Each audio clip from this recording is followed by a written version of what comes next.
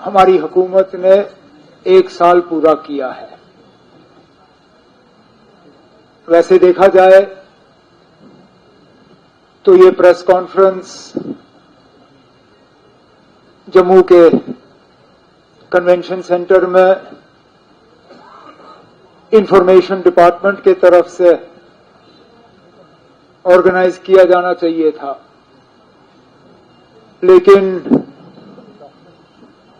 Code of conduct Nagrota के by election के वजह से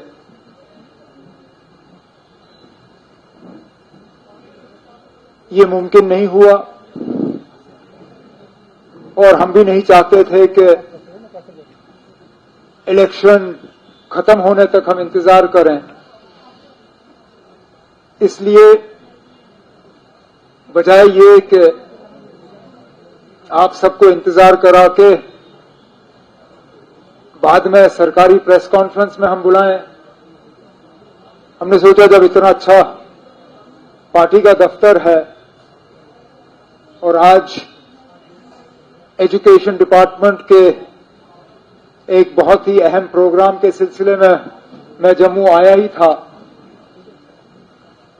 तो सोचा कि आप सब दोस्तों से मिलूं और तनवीर ने तो कहा कि अगर आपके सवाल होंगे, मैं तो मान के चल रहा हूं कि सवाल ही होंगे, पता नहीं जवाब होंगे या नहीं होंगे, लेकिन सवालों की कोई कमी नहीं होगी।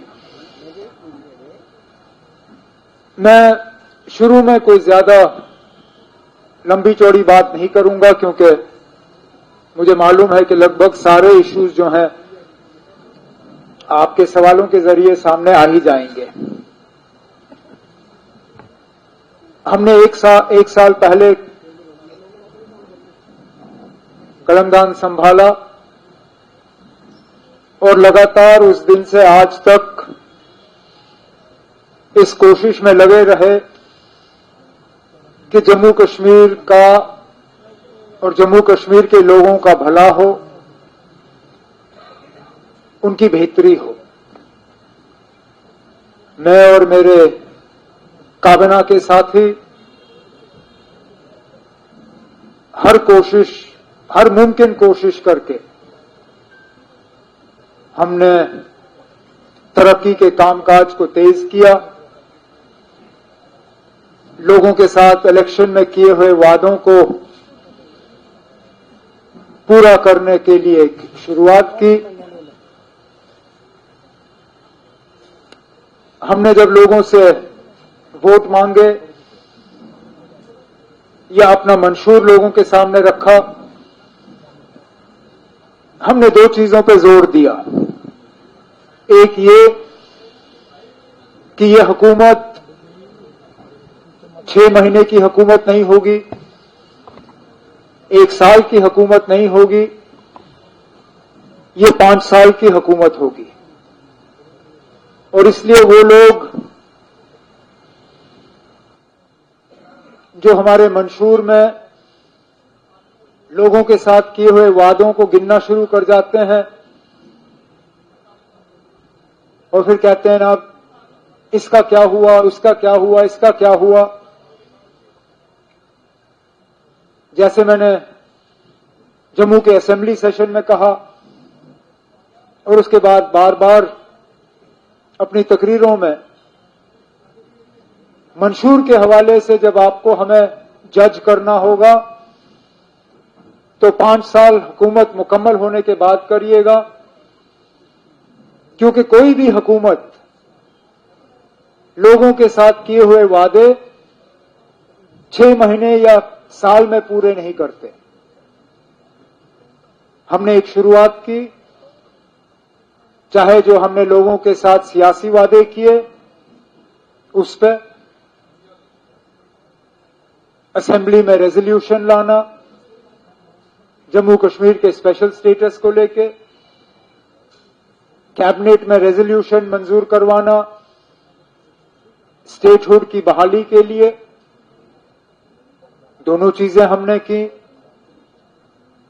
डेवलपमेंट में तेजी लाने के लिए तमाम महकमे जो हैं अपना काम कर रहे हैं।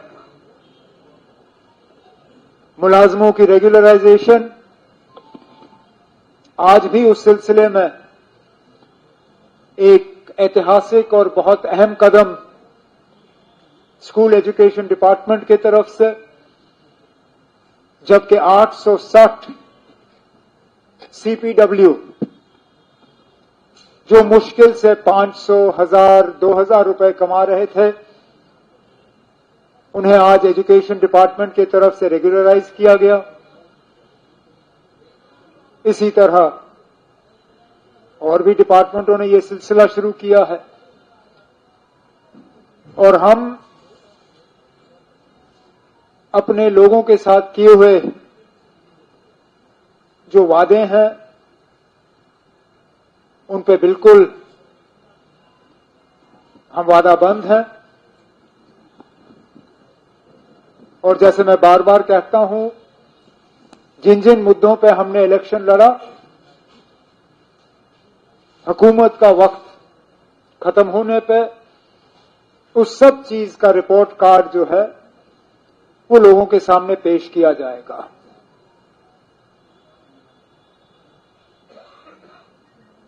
यूटी के निजाम में काम करना एक अलग ही एक्सपीरियंस है।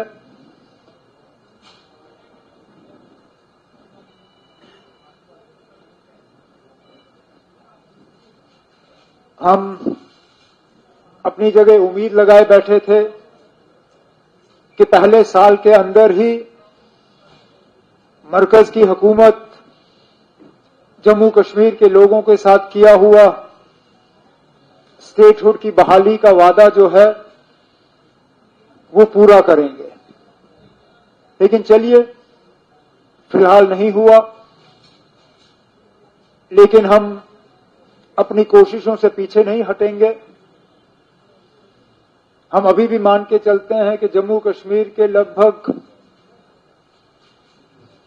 सारे मसलों का जो हल है वो स्टेटहुड की बहाली में है।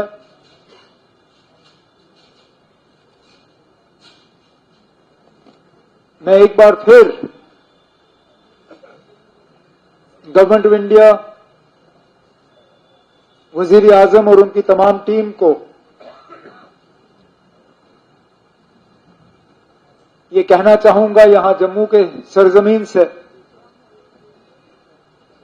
कि जो वादा हम सबके साथ पार्लियामेंट में किया गया,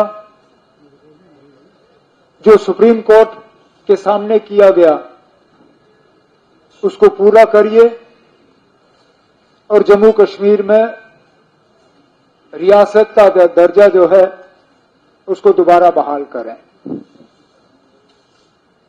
अब इसके बाद मैं तनवीर से कहूंगा कि वो आप में से एक एक को लेके आपके सवाल लें और कोशिश की जाएगी कि उन सवालों का हम जवाब दें। उमर साहब, दो सवाल थे मेरे।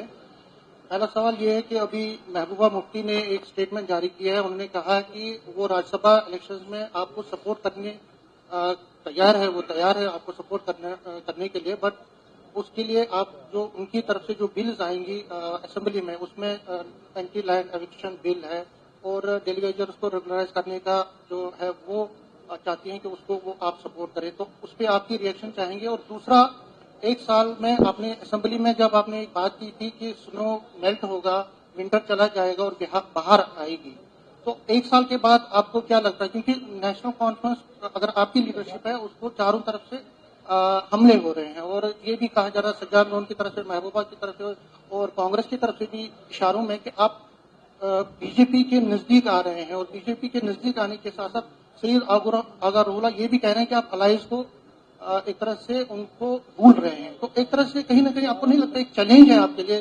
स्टेटहुड आप खुद बोल रहे हैं कि नहीं है, तो इस पर भी आपकी रिएक्शन? जहां तक आप के पहले सवाल को लेके है, मैंने उनका यह बयान देखा नहीं।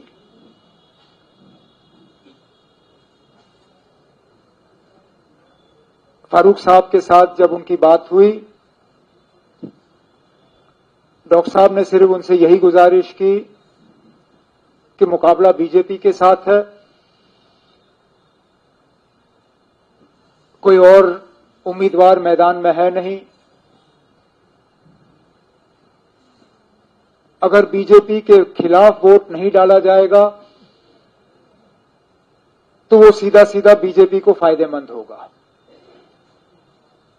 एब्सटेन करना भी बीजेपी के हक में वोट डालने के बराबर है। अब जहां तक बीजेपी को हराने के लिए बिलों पे मंजूरी देने की बात आ जाती है, जो बिल अभी तक हाउस के सामने आया नहीं है, मैं उसके बारे में कोई बात कर नहीं सकता हूं। बिल हमारी प्रॉपर्टी बनने से पहले स्पीकर साहब की प्रॉपर्टी होती है। स्पीकर साहब पहले तय करें कि हाउस के सामने कौन सा बिल आएगा। बिल्स बहुत सी सबमिट होती हैं, किस बिल को मंजूरी मिलती है और कौन सा बिल फिर ड्रॉ ऑफ लॉट्स के जरिए लिस्ट होता है, वो ना मैं यहां पे तय कर सकता हूं, ना महबूबा मुफ्ती साहिबा तय कर सकती है।